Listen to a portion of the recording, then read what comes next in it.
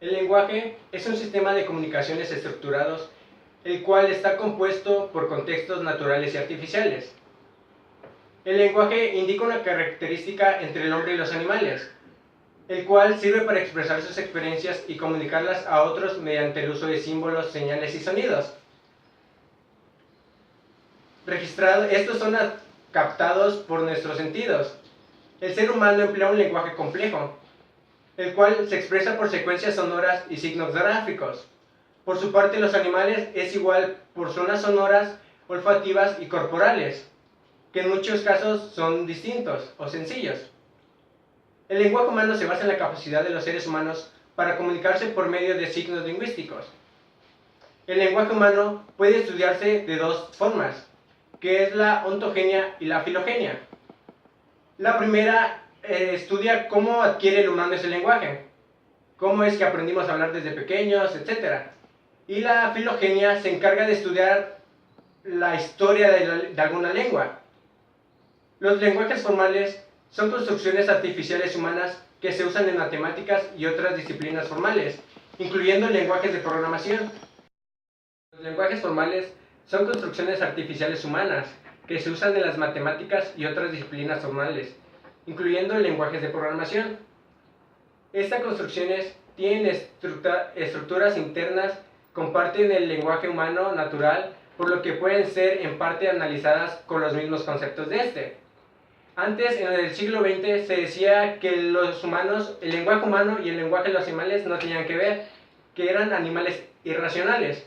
Pero con los estudios de hoy en día, se dice que los primates, algunas aves, mamíferos, tienen la capacidad de desarrollar el lenguaje tanto como los humanos, solo que estos no tienen la capacidad de hablar. La teoría de Wolff explica que el lenguaje es el determinismo. Esta consiste en que el lenguaje es una herramienta la cual sirve para determinar nuestros pensamientos. Wolff llegó a esta teoría basándose en el estudio y la comparación de distintas lenguas de algunos países. Fue ahí donde se dio cuenta que el pensamiento estaba marcado por el lenguaje. Existen dos tipos de determinismo lingüístico. El débil, que es cuando el lenguaje de una persona influye en la forma en que ésta memoriza y conceptualiza la realidad de las cosas. El fuerte es en el que determina el pensamiento hasta el punto en que el lenguaje y el pensamiento son lo mismo. Skinner utiliza la teoría del conductivismo. Esta dice que todas nuestras características son conductas, que el ser humano no tiene nada innato cuando se trata de aprender el lenguaje. Pone un ejemplo que un niño aprende el lenguaje a través del conocimiento operante, y que entre más esfuerzos y más estímulos haya, más rápido podrá aprender. Chomsky se basa en la teoría del innatismo. Esta teoría afirma que todos los seres humanos tenemos capacidades innatas, las cuales nos permiten desarrollar el lenguaje. Chomsky dice que existe una etapa crítica del lenguaje que va desde el nacimiento hasta la pubertad. Piaget se basa en la teoría del constructivismo. Dice que el lenguaje tiene dos fases, que es el egocentrismo, el cual esta fase es cuando se adquiere el lenguaje dependiendo de las necesidades de la persona, y el lenguaje social, que es donde las relaciones sociales marcan el lenguaje. Esto quiere decir que lo que influye en el lenguaje es lo que es el exterior o es en el medio en el que estamos. Vygotsky, se basa en la teoría del enfoque social. Dice que el origen del lenguaje es social y que es una herramienta para poder comunicarnos, para realizar intercambios sociales, y que se basa en el lenguaje en la base del pensamiento, y que el lenguaje es la base del pensamiento. La psicolingüística. A partir de la década de los años 60, el interés de muchos psicólogos se ha orientado hacia la comprensión de la forma en la que el pensamiento se manifiesta a través del lenguaje. Gracias a su colaboración con los lingüistas, se ha podido clarificar muchos de los conceptos que constituyen los aspectos más importantes de esta nueva disciplina. Conceptos que ahora son comunes en los ámbitos de escuela primaria sobre el lenguaje. Hace unos 30 años, George Miller profetizaba los beneficios de la aplicación de la psicolingüística. Decía que el interés de la lingüística no solo era para los psicólogos y lingüistas. Al decir eso, uno piensa en las pedagogías que emplean métodos para enseñar a leer, escribir e inclusive enseñar un segundo idioma. Si los principios de la psicolingüística fueran explícitos en su extensión, se emplearían en nuestros avances tecnológicos en las computadoras. Se explotarían nuestros canales eléctricos para una comunicación más eficiente de la voz. Se podrían mejorar nuestros diccionarios. Quizás las computadoras podrían imprimir lo que decimos o decir lo que imprimimos, haciendo de esta forma el habla visible para los sordos y lo que imprimimos audible para los ciegos.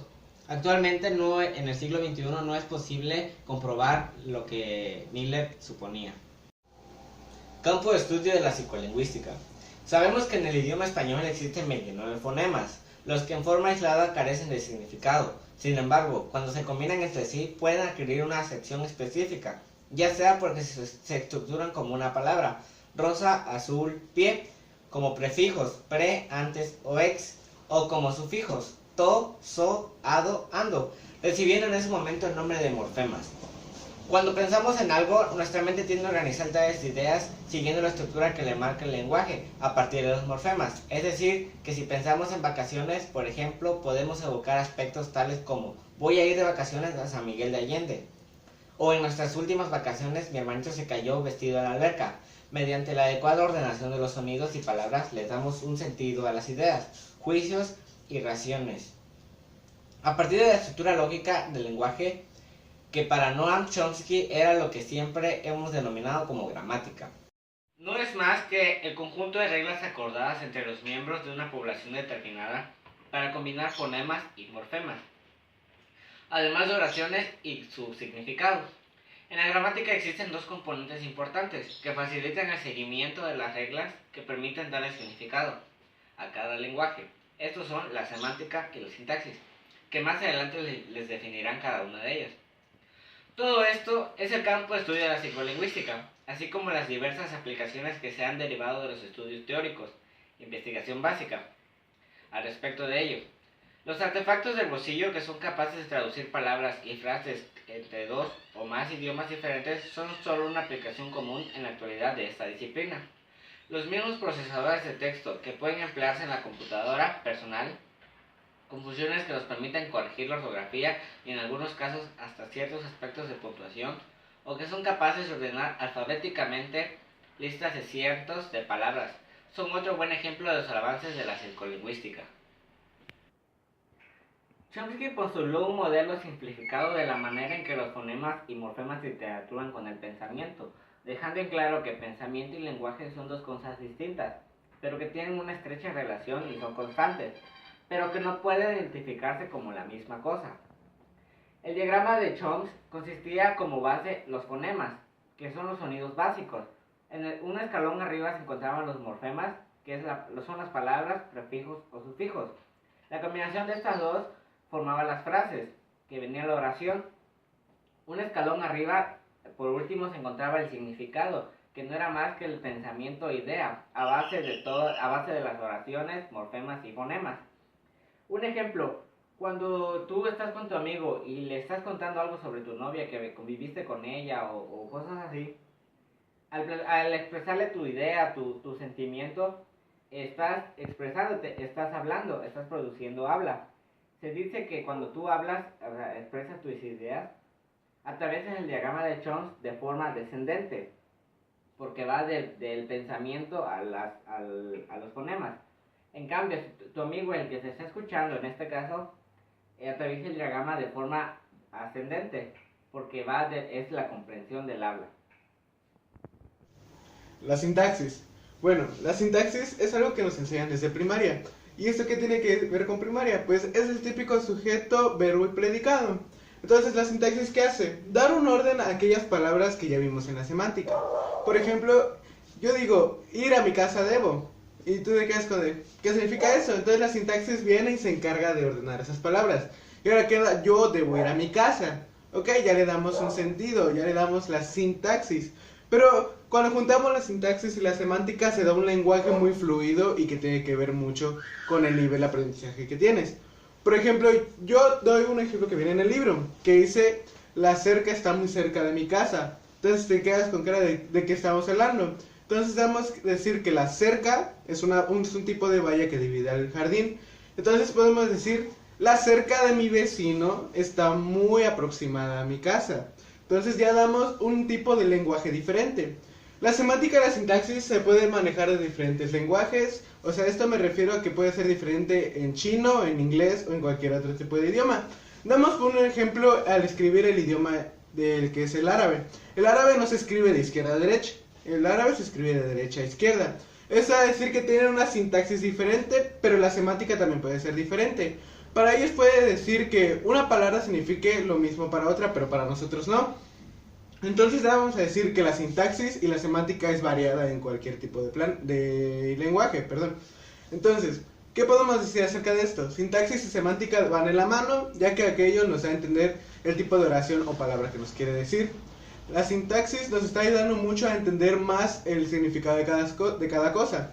Por ejemplo, también la sintaxis se puede usar en palabras breves. Ya, por ejemplo, puede decir ex policía, pero si tú dices policía ex, no te queda claro. Entonces lo que hace la sintaxis es ordenar, es dar el punto de vista bueno que ya tenemos acostumbrados. A lo largo del tiempo, hemos querido saber qué significa tales palabras o una oración. Bueno, para estudiar esto y saber qué significa, tenemos la idea de la semántica. La semántica es aquello que se encarga de dar el porqué de cualquier palabra. Por ejemplo, yo les daré algo que es un homónimo. Un homónimo es aquello que tiene el mismo decir, o sea, se dice igual, pero significa diferente. Por ejemplo, vino.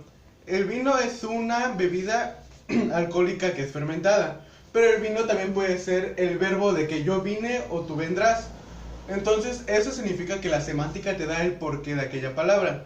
También existen los antónimos y sinónimos.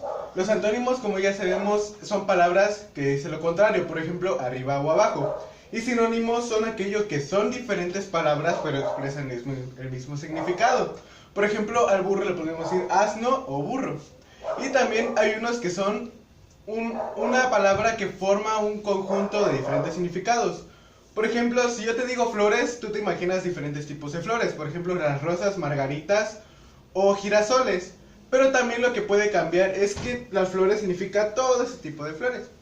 También la semántica da la tarea de que tú tengas la idea de lo que dicen. Por ejemplo, yo vine a mi casa. Pues puedes decir yo llegué a mi casa. Pero ¿qué pasa cuando reacomodamos estas palabras y no tenemos ningún sentido en esa oración? Por ejemplo, vine a mi casa yo. Te quedas con cara de ¿qué significa? Entonces la sintaxis viene con eso. Ahora voy a explicar lo que es la sintaxis. Como sabemos, existe el proceso de la comunicación. Y como todo proceso de comunicación tiene una codificación, una decodificación, de esto nos habla la semántica lingüística, que es aquello que nos permite codificar lo que queremos decir semánticamente y decodificar lo que queremos saber semánticamente. Ahora, la semántica lógica es más por el término lógico de lo que quieres saber que están expresando. Por eso obviamente se puede decir que es lógico lo que te está diciendo, es lógico lo que estás oyendo. Y por último, se puede decir que hay una semántica cognitiva.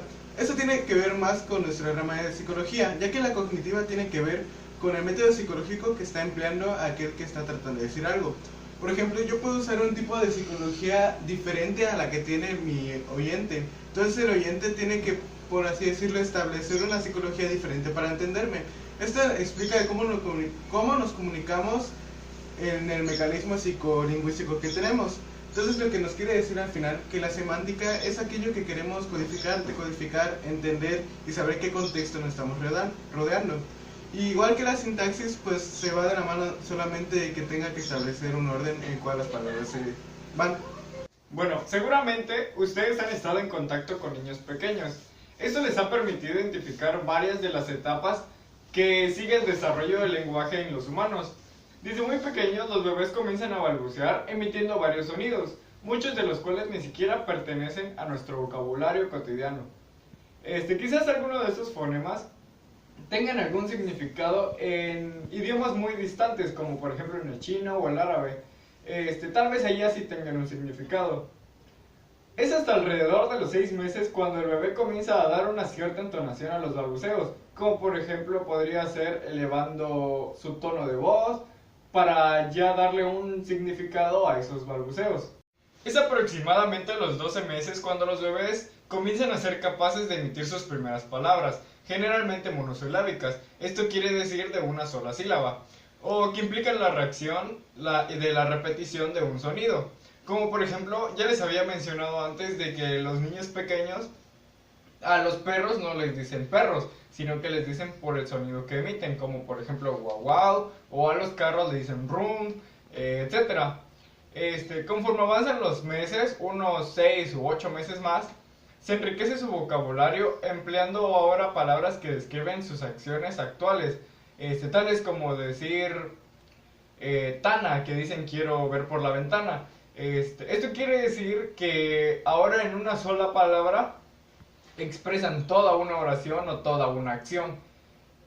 Hacia los 2 años de edad, los niños comienzan a combinar 2 palabras de un vocabulario mucho más extenso, que ya abarca alrededor de unas 250 palabras, para tratar de armar pequeñas frases con las cuales expresar ideas completas. Como ten coche, que quiere decir ten el coche, queo ete, que quiere decir quiero leche, etcétera. Eventualmente estos bebés llegan a utilizar pronombres como tú, yo, mío, etc. Es prácticamente hasta los 3 años cuando los niños inician el empleo de frases más complicadas. En esta edad el vocabulario de los niños será muy cercano a las 1000 palabras y serán capaces de combinarlas involucrando sus estados de ánimos. O sea que van a poder expresar sus emociones sin la necesidad de hacer sus gestos faciales.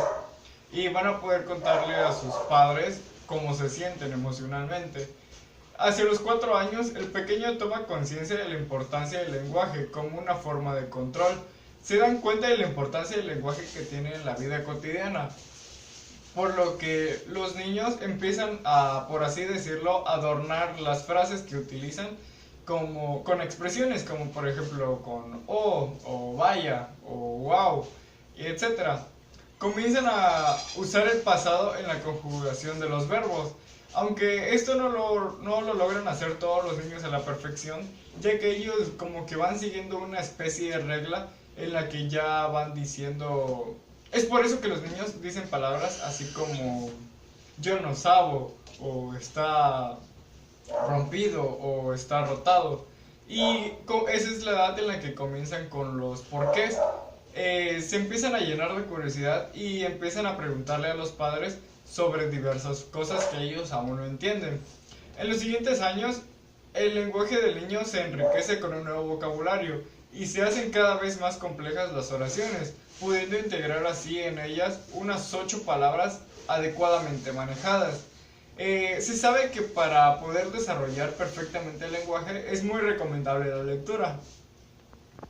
El lenguaje humano. El lenguaje humano es aquel capaz de exteriorizar emociones. Esta conducta de tipo lingüística depende de la interacción con otros individuos para que se pueda desarrollar.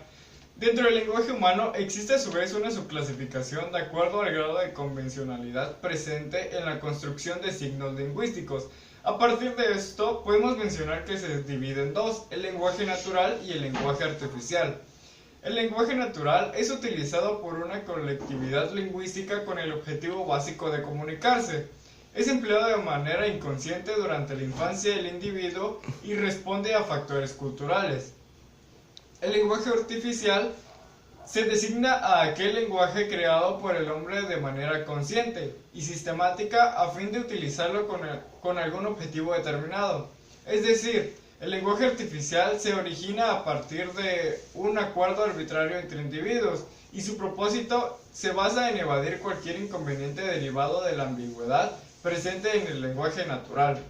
El lenguaje artificial se puede dividir en 2, que es el lenguaje formal y el lenguaje técnico. El lenguaje formal tiene la peculiaridad de erigirse a partir de pautas específicas de construcción y modificación del mismo, mientras que el lenguaje técnico se caracteriza por emplear vocablos propios del lenguaje natural, pero que cada uno de ellos recibe un significado específico de acuerdo a los propósitos buscados por la colectividad lingüística que los utilice. Por ejemplo, la comunidad de físicos emplea palabras de uso en común, como velocidad, potencia, pero les otorga un sentido determinado.